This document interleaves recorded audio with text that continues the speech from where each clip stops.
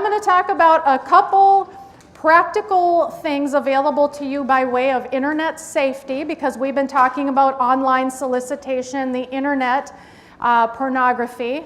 But then we're going to talk about where do we go from here? What are the next steps? What is one thing you could put in your pocket today as you're walking out the door? So let's get rolling. All these issues that are affecting kids, there's a spectrum of response. Where do we find ourselves engaging? Are we in prevention? Sometimes we're involved in things that are more along the lines of intervention. Sometimes we're doing prevention, we find ourselves in an intervention, okay? And then there's aftercare. What are the things that are available in our communities and in our schools? How do we handle when harm has already occurred? That's what aftercare is. And aftercare really does involve a community response, because depending on the harm or the crime that has occurred, how well do we work with each other? There's legal advocacy, there's justice on the legal end. Sometimes there's medical care, psychological care. Some of these kids, we find out their situation, they actually require shelter. It's an unsafe environment where they're currently at. So how well do we work together as a community in building and strengthening our relationships so when harm has occurred, we have a unified community response?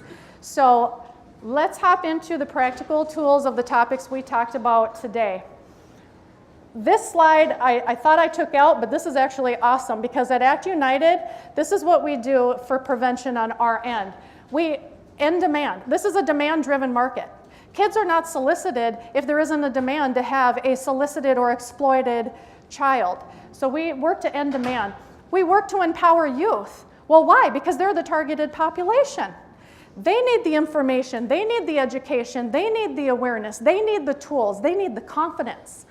They need to feel connected and strengthened in their relationships within the community. Why? Because connected kids are empowered kids. Connected kids are safer kids. And we also work to equip communities, which is what we're doing here today with our third annual conference. One thing I want to encourage you on is when we look at the breadth of this issue, which child sexual exploitation and the crimes that fall under that, sex trafficking, cyber trafficking, child pornography, sextortion, the things we covered this morning, fastest growing crime in the world, making $150 billion a year. So when we look at this huge global issue, we say, well, what can I possibly do about a huge global issue? I must need a really big response to this. And the truth is, small steps make the hugest impact. Example, the education you got today, the questions that got answered, now form the conversations that you have with the youth in your lives. The conversations you have with the youth in their lives then build the protections so that harm does not occur. You're part of a pretty huge solution today because you took one step of being here.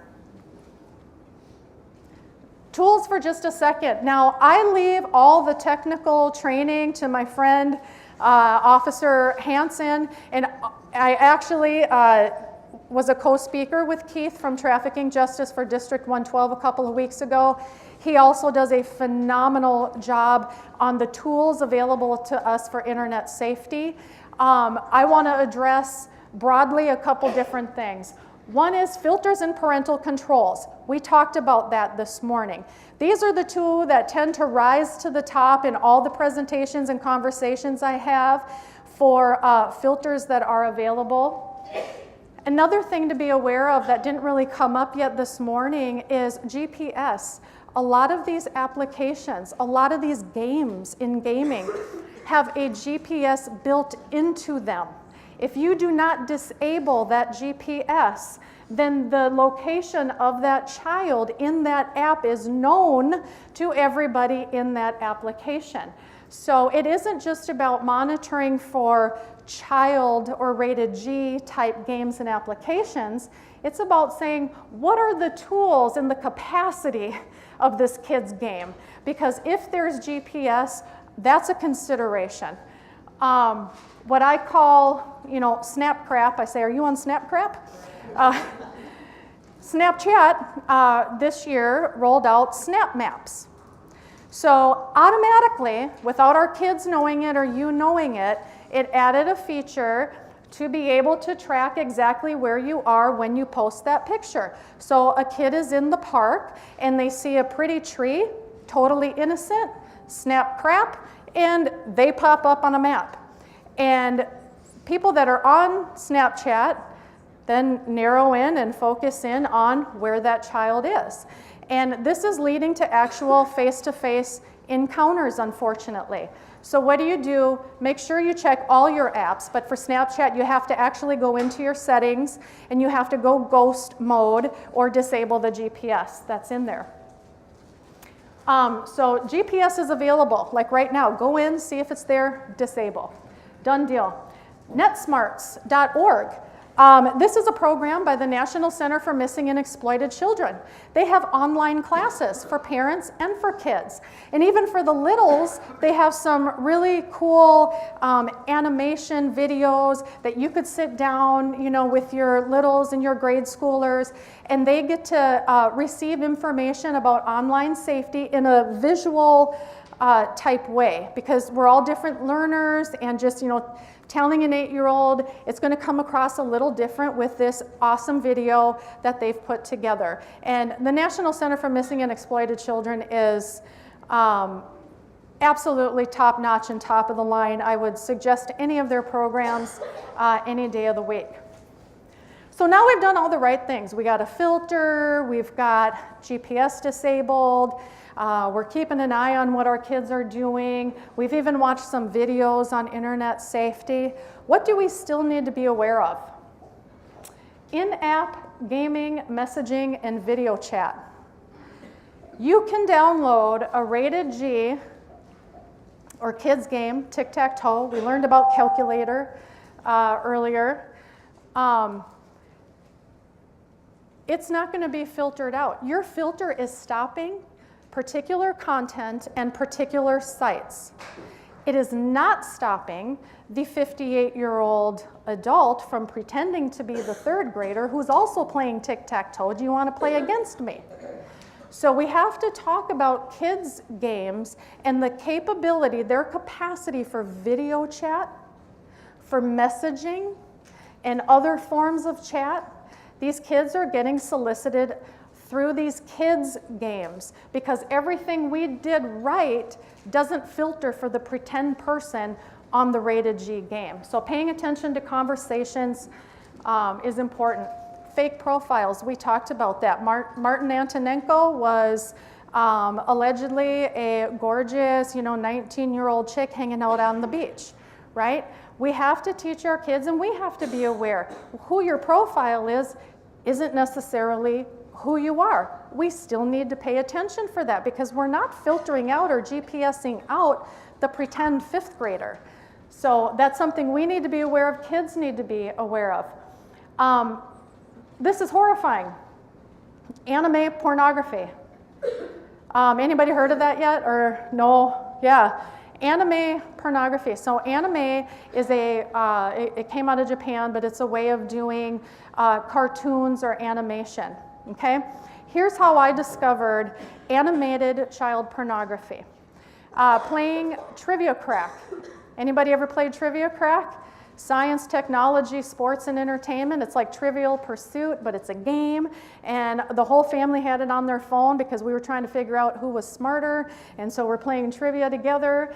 And my husband cannot stand ads and pop-ups. Like, don't interrupt me. I meant to do this, and you're trying to make me do that. So we're all looking at his screen on his phone, and I see this cartoon pop up, because he's so quick, he X's out immediately. And I'm like, I know I saw what I just saw. And I said, everybody take Trivia Crack off their devices right now. And then I put myself in a room and I played Trivia Crack for 2 hours. And as it turns out, I'm really smart. No. But got 100%, but I'm just saying. But as it also turns out, here comes the ad I thought I saw. And it was a cartoon of children, drawn, right? as young as 4, 5, 6, 8 years old, and they were engaged in sex acts with adults. And it was all animation. Why is pornography doing this? We can all guess. Number one, they're marketing to kids. The sooner you're addicted, the more money they make over the course of your lifespan. So let's get you in the cartoons first.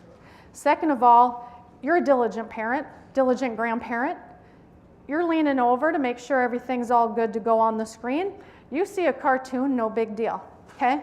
We're getting under the radar, and it's marketing to kids. So be aware, pornography isn't just human beings. That first catch in the marketing ploy that is spreading is through animation or anime. Pornography. What are just some good guidelines for the youth and for the kids, or to teach our kids? Don't share personal information. You know, it's kind of fun. You're thinking, well, I don't want to pretend to be somebody else. No, you just leave out certain information. The problem is if you say, my name is Joey, and I go to Chaska Middle School West, and here's my profile picture. Okay? If you become a target or of interest to an online predator, they're now looking for Joey to walk out of the front doors to go to the bus, and then they follow the bus so they find out where Joey lives, and this happens. Okay, so we need to limit what we share about our personal information. We don't have to give location. As far as anybody knows online, I live in Minneapolis. Why? Because I picked one of the capitals, you know, one of the twin cities of the state I live in, you know, because I did want my relatives in Texas to know this was the real Jessica, right? So, and I'm in Minnesota, but I didn't say, you know, here's my city, county, and where I go to work, right? So make just even minor adjustments to our profiles and things like that. I mean, ground rule, this is ground zero. Never send a nude or sexually explicit photo. Just never. I mean, just never. Not to people you know, not to people you think you know. We've learned a lot about the damage and the harmful effects that has. And if we learned one thing this morning, once you send it, it's out of your control. I don't care that you thought you were giving it to your boyfriend, your girlfriend, or your best friend, or sending it as a joke, right? It's now completely out of your control, and your body just became the property of the World Wide Web to be used in any form or fashion by any person that comes across it. So just don't. Never agree to meet in person.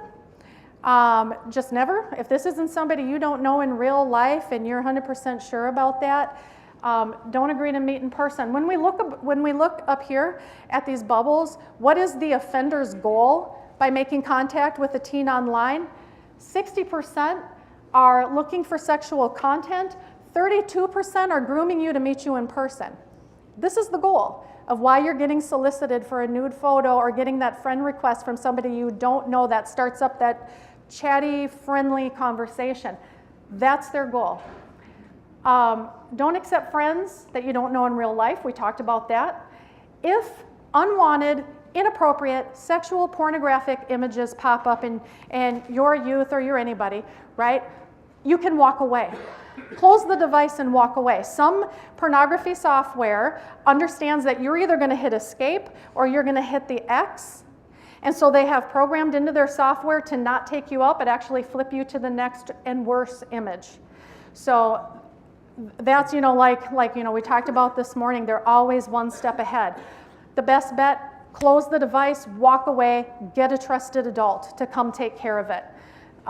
Because if you try to X out, it may just flip you deeper into that website and continue the images. And seeing one is bad enough. We don't, you know, need to see 3 or 4. And to meet in person, absolutely not. And tell a trusted adult who can make the decision about, is this something that needs to go to the authorities or not? The Martinenko case that had 171 teenage boys put into child pornography in our state, and then a few in Illinois and a few from Wisconsin. That started in all these things that we're talking about right here. That's how that happened. All of these rules are what were breached because of lack of understanding or education that got us into that problem. If one boy from Rosemont High School would not have gone to his police liaison officer one day, completely and utterly depressed and out of control, to say, I think I'm in some deep crap, and shared with her the situation, that's what opened up this case for Anton Martinenko, where we found 170 others just like him. So tell. It is not your fault if you've been duped, if you've been frauded, if you didn't know. And the number one lie they're going to tell you is, if you don't keep sending me stuff, I am going to show everybody, and I'm going to put it on porn sites, and I'm going to put it into pedophile networks. Guess what? They already have. We found out he had distributed 1,000 images while telling these 171 kids, if you don't send me more, I will. The truth is 1,000 images had already been sent out in different pornography rings. So tell, no matter what the threat is, tell. If you don't tell, then we can't help you. And we understand these crimes and these issues. We understand the fraud. So make sure we encourage to tell. Don't live with this in isolation. Just general guidelines for parents. Awareness. If you're not aware of what is happening, you certainly can't do anything about it. So being here is huge. Staying connected to the National Center for Missing and Exploited Children as they put out updated information. Like and follow us at our Act United Facebook page. We have ongoing updated current information and resources and training workshops and seminars in the area. Stay aware so that we can stay informed. Discuss internet safety. You know, we already talked about that this morning, but how you give over that device and the language you use is really going to set the stage for how we have relationship with our kids in communication in regards to that device. For example, when my kids, I've got 3 kids, I'm on my second handing over of the cell phone, you know, it's a big deal. You now have reached, you know, the age. And so we had a big ceremony and cake. No. Just kidding. She probably felt like it. But no. When we handed it over, we said, okay, here's the deal. This is what we're going to do to keep you safe and protected. There was never an assumption that this was her phone. There was never an assumption that this now becomes hers, and this is her private conversations and private emails, and don't look at my stuff. It was given under the assumption that for your protection, let's talk about how we're going to use this. And so I just encourage parents, you know, we have a lot we need to do. You know, we have some parents sharing really good tips on how to monitor, even in the handing over of the device. Set the stage of the reality of this device and of calling it for your protection, or however you want to word it. And let's set the stage to be actively engaged and communicating with our kids about their devices. I have a question. How do you, you know, you want people to tell, but like in our first segment and everything, we learned that that is a crime, right? To send. To send. So how do you work that out? I mean, if you, on the one hand, you say you're criminally liable if you send your picture, and on the other hand, you say we want you to report, because if you don't, then Anton people will, you know. So how do you get that mixed message? Yeah. Well, the primary message is, here's what not to do, and if you receive, this is what you do.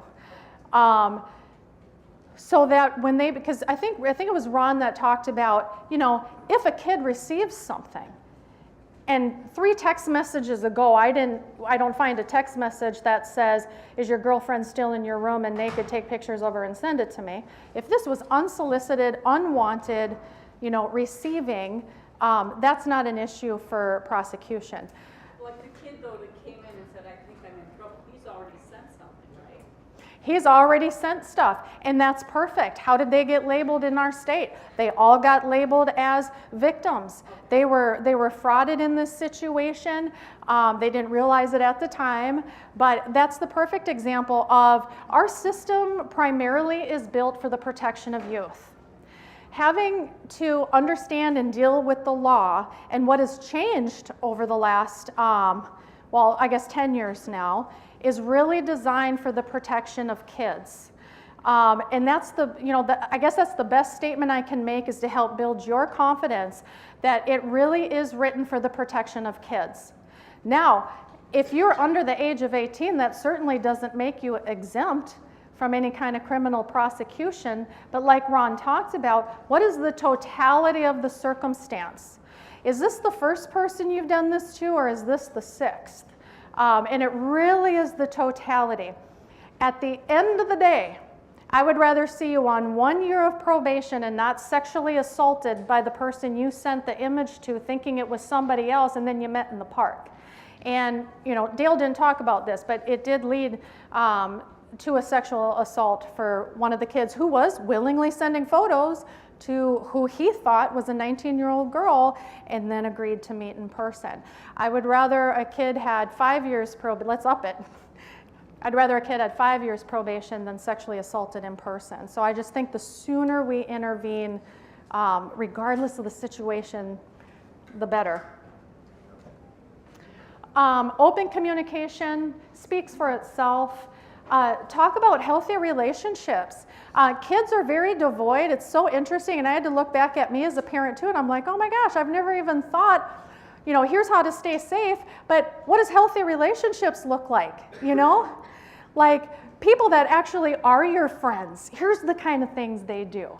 You know, they use supportive words or encouraging words. They don't down you, right? They don't bully you. They don't ask you for those kind of images. And I had to stop and think, you know, we got to build some foundation of what healthy actually is and what healthy looks like. That'll make the red flags stand out even stronger.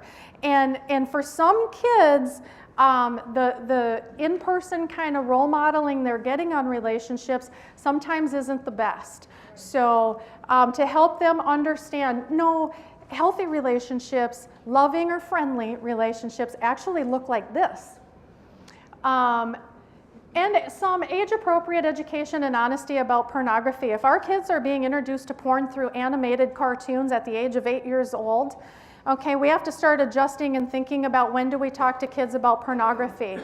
We're going to do that differently because we know our kids and we know our grandkids, so we know our students in our health class. So depending on their age, depending on their personalities or things, we may adjust how we talk about it, but we certainly need to talk about inappropriate images. And I'll just leave you with a nugget that littler kids, will use words to describe their feelings in these experiences as sad, scared, or embarrassed.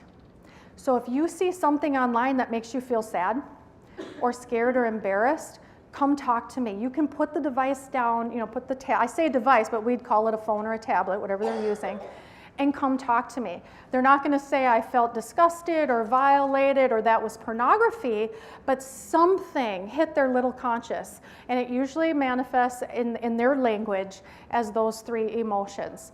So that's just something for the back pocket there with little kids. Please report. Please report. Online sexual exploitation, sexual violence online that you see, sextortion, child pornography, sex trafficking, cyber sex trafficking. I'm not teaching on cyber sex trafficking today, but the difference between what we understand as sex trafficking and cyber sex trafficking, one is happening in person, the other is happening via video. But the same sexual assault is occurring to that child in this location while this person purchased to be able to watch it occur. Okay? So that's the difference. Is it online or in person? For the kid, it's always in person, obviously, so please report. Call 911. You can text 911 right now. If you are in a situation that was not what you thought when you went to the party, young people, you can text. The very first thing I want you to do is put in your location. Don't just location, location, location, because whatever other details you get out after that, if you have time to put out other details, is fantastic, but if we don't know where you are, we can't even start. Okay? You can text 911 now and put in your location. The National Human Trafficking Resource Center, you can text or call to make a report of suspected sex trafficking or other forms of violence. National Center for Missing and Exploited Children has two things. They have a phone number that you can call if there's any of these suspected crimes, and they have a cyber tip hotline. So right online, if you go to NCMEC or missingkids.org is their address, and that's the actual link if you want to write it down. But once you're in there, they have cyber tip line on every page, so you just click it and you can say, hey, this site popped up, this photo popped up, and give them as much information as possible. The statistics that we talked about earlier about what the goals of these predators are online, making contact with our kids, that came from a NCMEC study on 6,000 reports they received about online solicitation and enticement of children. Which in those 6,000 cases, I didn't mention it, but 98% of those offenders were not known to the kid. They were strangers that these kids accepted as friends, let into their social media life one way or another, which led to the pornography, the solicitations, and 32% with the goal of meeting them in person. So please report. We can report now by phone call, by internet, cell phones. Please report. So where do we go from here? This is really dry weather. And as a speaker, I got to tell you, I ran out of spit 10 minutes ago. So if you see me going and I actually have water, I just go so fast that I'm good. Thanks, Mitchell. But where do we go from here?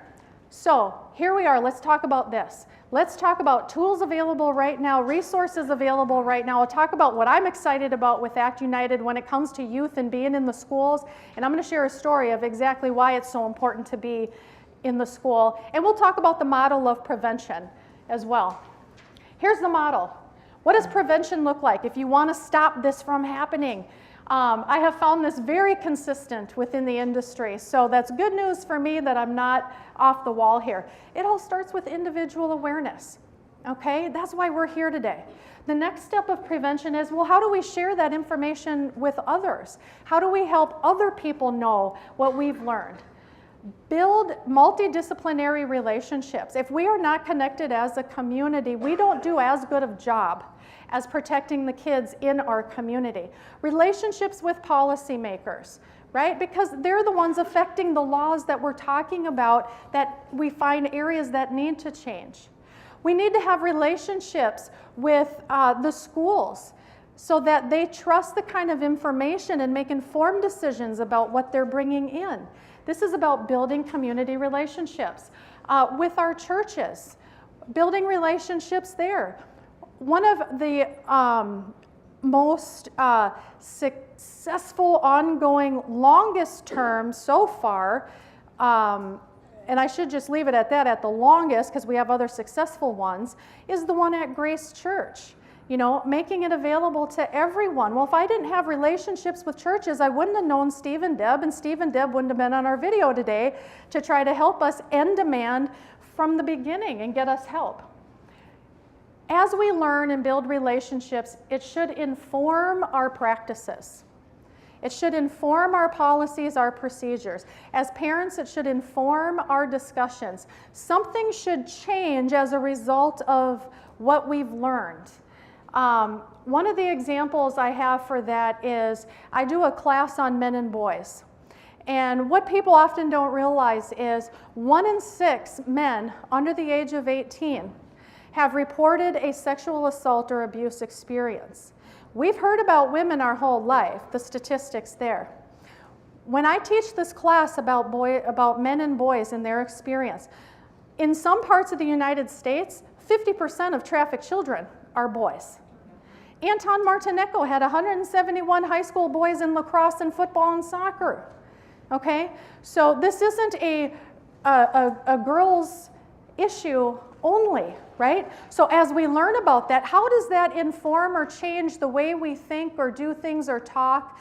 Or how does it adjust our approach to prevention or to restoration and hope and healing? Now, I don't tell people if you are a women's shelter, you should include males. Absolutely not. If you're helping women, that's exactly what you should be doing. That is your passion, your resources, that's what you're doing.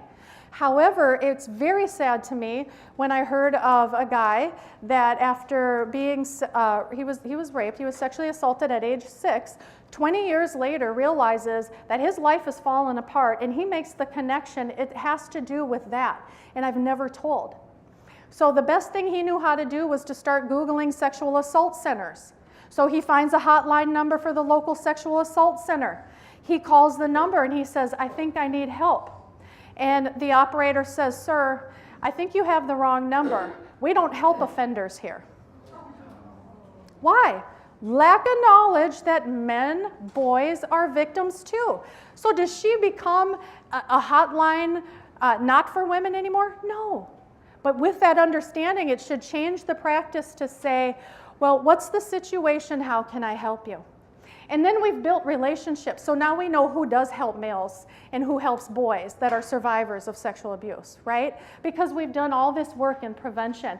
And then influence laws and policies. Sometimes we take everything we know, we bring it to those relationships, and we do affect change. We have people that are involved in legal advocacy that are phenomenal at it.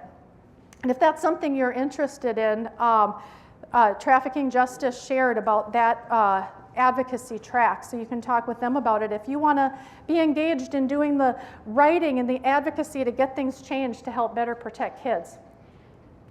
So, what are the actual tools available to you today? I don't know where you're at. Are you at the level of just learning about this for the first time at the individual awareness level?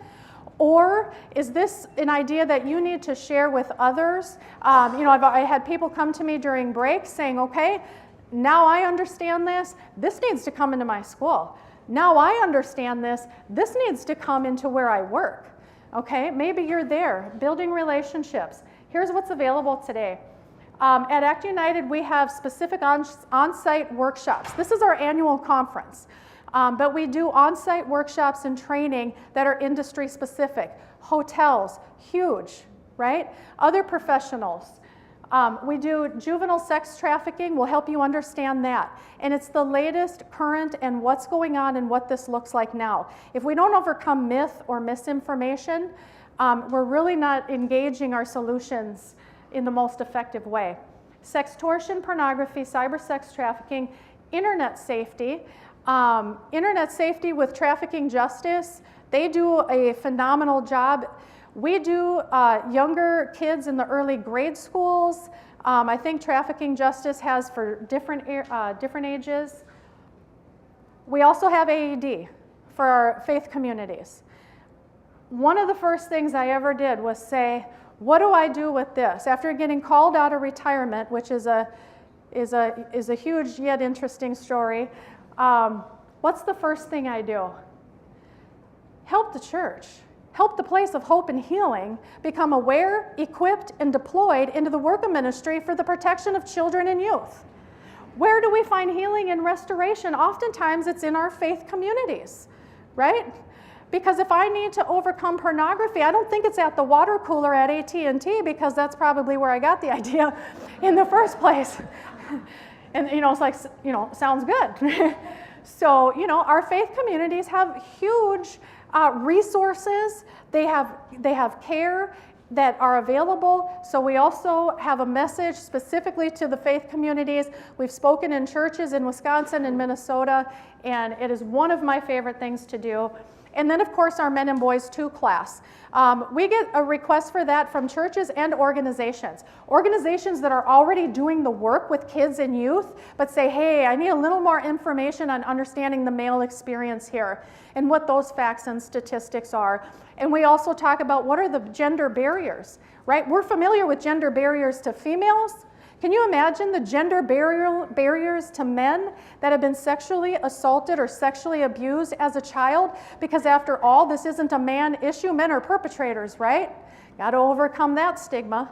They have a lot of gender barriers we need to overcome. We need to be more inclusive in our services. If you look at pamphlets, brochures, billboards, anything that helps those that have been sexually exploited, they're usually pink. right? And they have a picture of a female on the front. Now, if you are helping females, it absolutely should. The problem is if you're a guy, there's none available. That's the problem. Not that we shouldn't have women's, but we need to start growing our male resources to be more inclusive in that way. This is what I'm absolutely most excited about. And we talked about this. How do we get this into the schools? We do a youth-aware exploitation prevention program. We've been in 4 high schools, 1 middle school, and I think 3 church youth groups, and we have a few more coming up in March. It's a 1-hour engaging presentation to the teens themselves. They're the targeted population. We get age-appropriate information into their hands. But this is a 3-level program. And what we offer after that initial presentation is a student group. We'll start a student group in the school. Right now we're running one at Patrick Henry High School in North Minneapolis. We had students come forward and say, either a friend of mine's dealing with this, I don't want to deal with this, and I need to learn more, and I have questions. So we start a student group. It's 4 to 6 weeks. We meet over lunch. These kids have real time, right now, real situations, questions, and concerns, okay? And this gives them an opportunity to engage with the information, build relationships, to have another trusted adult. And the 3rd level, which this group has decided to do, is to now become peer leaders. They want to be the voice in their school for prevention and awareness of teen sexual exploitation. So now we're moving into phase 3 with actual student-led prevention projects in Minneapolis. And these 3 steps are available to any school that we come into that schedules youth aware. All 3 steps are available. We're totally excited about it. This is what they want to know about, and this is what we teach about. Defining sexual exploitation. Because if this is the new way of flirting, you don't even realize that you have the potential to be exploited. So we define what it is, predator tactics, healthy relationships, what are the red flags of predator or abusive behavior? And like I said, you know, sometimes out of a good home, we think that should be the no-duh of life. Well, there's a lot of kids that don't have that. Internet safety, and we talk about the safe harbor law for youth. And it's interesting. Number 1 questions kids have, teens have, what is the law in Minnesota? What happens if I call the police? What happens in an interview? Number 1 question. So we talk about what is Minnesota law. It's called the Safe Harbor Law for Youth. It is designed to protect people under the age of 18. We're working at it protecting everyone involved in sexual exploitation. But we actually do live in a state, now Dale wants everybody in jail longer, and I think most of us do, I mean, with some of these cases, but it is designed to protect the youth. Anybody under the age of 18 that has been involved in sex trafficking, prostitution, it's turned into that form of exploitation, is not a criminal, they're not adjudicated delinquent, they are considered a victim and a survivor, okay? And if they don't know that, they don't tell. And I can't tell you how many times we explain the law, and now it comes out, right? Because now I'm safe. So this is important. And when to get help, and who to get help from. Quick story. One of our students, we're in phase 2, we're moving into 3 now. During phase 2, we'd been talking on those issues. We've been talking about exploitation. 1 week before the Super Bowl, this 16-year-old girl gets a text message or a Facebook message from an unknown male, no idea who he is, and says that she can make $20,000 if they, you know, meet up in person and she helps him with this project. She can make, you know, half. I got $30,000 to $40,000 worth. You know, so you're going to make about $20,000 to meet up with me and help sell this clothing. Right? 1 week before the Super Bowl. This is real-time stuff. She said, she was excited. She comes running into student group during lunch, and she says, I got did? And she said, I did everything you told me to do. I did everything. And she was so proud of herself. She said, it had all the signs you talked about, and I did everything you told me to do. And no, I didn't tell her to say, go away, you must think I'm dumb as hell. But that was an added bonus. She took that role upon herself. But then, yes, she did everything. Now, this is 1 week before the Super Bowl, where we did see a little bit of an increase in the recruiting and the tactics going on with the students. This is one story, and we have other stories when we actually get with the kids. Hosting a community cafe dialogue is an excellent way for the community to come together. It is a format that allows for dialogue between up to 120 people. Everybody has a voice in it. Everybody has input. We pick 3 questions that actually matter to our topic. We all get to engage on those questions and then harvest solutions as a community. And when everybody at the table is from different sectors of community, and you get the police perspective, the doctor perspective, the school perspective, you get the nonprofit perspective all at the table, we get to assess where are we at, what do we have really good right now, what's lacking, and where do we go from here.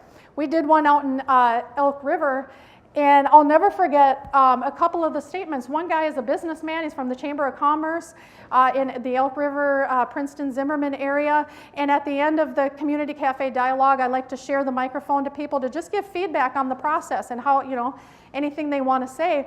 And he said, you know how many seminars, he gets up and he says, you know how many seminars I've been to giving me information and dumping these heavy topics on me? And he said, this is the first time. He said, this is the best training I've been to. This is the first time I walk away actually knowing as a businessman in this area what my next step is. So that's the process that, that brings out those types of real-time now solutions. We have prayer team newsletter. If you want to connect in prayer, you can be a part of the prayer team. The monthly letter goes out. Like and follow us on Facebook, Instagram, or Twitter. Just to keep up with information and resources as they become available. Volunteer. We have organizations out here today. Cornerstone, Maggie's out there. They have volunteer opportunities. They're a shelter in Bloomington. They also do programs in schools in the Bloomington area and other things. They have different volunteer projects throughout the year to help those that are trying to establish and move on with health and healing and a new life. Trafficking Justice, connect with them. Running for Justice in Elk River is out there. Act United, of course, there's also others. Get connected, build relationships. A unified response is a healthy response for youth, right? Because it's not about you and it's not about me. It's about how do we work together. And this is important. If you need support, this is something you've already dealt with or that's already occurred in your family. We do have, Act United does have a support gathering every other week on Fridays here in Chaska for parents, siblings, and family members of those, of their loved one that has been affected by sexual exploitation. It's not for other crimes and other forms. It is for those that have been affected by sexual exploitation of their child. But she wanted to send this to me to say to everybody and to you, isolated, confused, despairing, afraid, and guilty were words that described me before I began meeting with Act United support group, parent group. At these meetings, I found understanding, clarity, hope, and courage. The struggles are still current, but I'm no longer isolated, and I have been given tools that I need to navigate through this heartbreaking, turbulent season of life, and for this I am thankful. There really are some specific dynamics and concerns with these crimes, and parents, siblings are really finding hope, meeting with others affected by the same thing. And then pornography addiction and recovery groups, we talked about those. I'm leaving you with this. Upcoming community events, expand your knowledge, gather together. Some of these are awareness, some of these are networking opportunities, but The Abolitionist, we are doing a movie preview February 25th at Church on the Hill. This film crew actually follows him in real life situations throughout the world doing rescue of pretty young children as well as teenagers that are caught up in exploitation. He's a former Department of Homeland Security agent, now doing rescue on his own. And is there a Susie Weigel in the house? Susie, come on up, come on up. Some of us like to participate through exercise and make a difference. Some of us like to eat barbecue pop chips, which would be me. But I'll let Susie talk for a second about 2 upcoming community events that I've been at both, and I'm extremely impressed, and they are fun and fantastic. Yeah, well, in May we have a bike-a-thon coming up, and you can, this year we added on, you can do 1 day or 2 days, so you don't, and it's 150 miles from Duluth to Elk River, or you can do just from Elk River to, or from Duluth to Hinckley, or Hinckley to Elk River, which is highway, the other is, you know. So anyways, that's coming up. I organize it. I'm also in it. Last year I did it, and I'm gonna do it at least 1 more year. So it's just a training, you know. I trained, and here it was kind of fun because some of these kids were laying on the ground at Hinckley moaning and groaning because they were so sore, and I'm going, yes, I am so glad I trained. So anyways, and then we have a 5K. Oh, we have a speaker at both of these things. So that's part of bringing awareness. That's what I do, is bring education awareness. And so we have the 5K in Elk River at Woodland Trails, and it's just kind of a fun thing. 12 and under are free. I just like to promote families, so families learn about this and do it together. And so anyhow, we have a speaker. Jessica's going to speak this year, and her daughter, Alyssa, is going to tell about skits. Is she going to do a skit? I don't know, should we tell her to do a skit and make her more nervous than she already is? That would be a good idea. Yeah, she'll be sharing about how at her age, at 12 years old, her and some other students put together skits that we presented to 1st, 2nd, and 3rd grade to learn and understand internet safety in different learning styles so that they all were able to grab the information. Yeah. But that she would wrote be super those. good because we have quite a few, families there, kids there. So anyways, that's kind of what's coming up for us, and then we do other community things, and so. Yeah, thank you. Thank you.